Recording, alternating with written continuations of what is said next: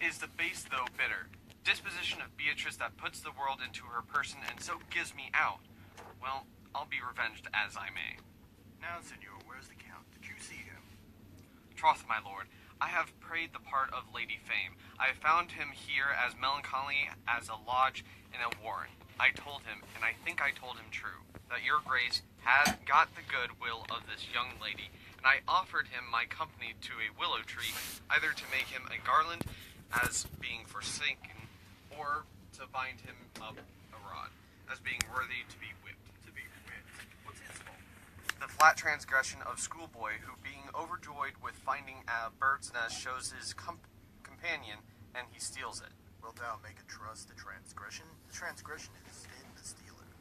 Yet it had not been amiss the rod had not made, and the garland too. For the garland he might have worn himself, and the rod he might have bestowed on you, who, as I take it, have stolen his bird's nest. I will but teach them to sing, and restore them to the owner.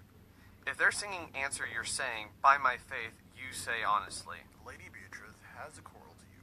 The gentleman that danced with her told her as much wronged by you. Oh, she missed me past the endurance of a bulk. Oh, she misused me past the endurance of a block, and an oak but with one green leaf on it would have answered her. My very visor began to assume life and scold with her. She told me, not thinking I had been myself, that I was the prince's jester, that I was duller than a great thaw, huddling jest upon jest with such impossible convenience upon me that I stood like a man at a mark, with a whole army shooting at me. She speaks poniards, and every word stabs. If her breath were as terrible as her terminators, then there were no living near her. She would infect to the North Star. I would not marry her, though she were endowed with all that Adam bad left him before he transgressed. She would have made Hercules have turned spit, and cleft his club to make the fine too. Come, talk not of her. You shall find her in the infernal eight in good apparel. I would to God some scholar would conjure her, for certainly a while she is here a man may live as quiet in hell as in a sanctuary, and people sin upon purpose, because they would go thither.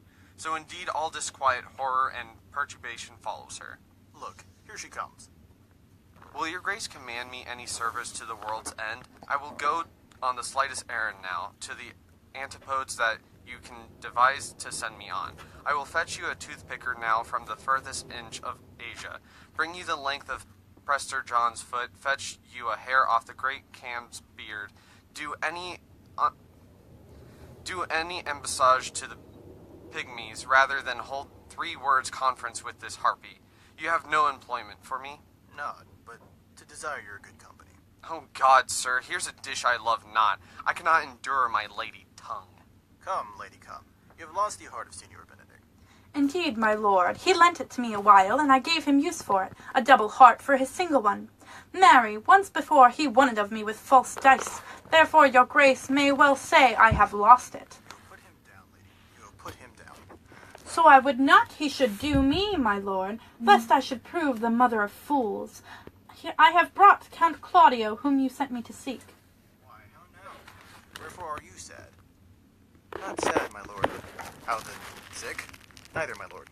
The count is neither sad nor sick, nor merry, nor well, but civil, count, civil as an orange.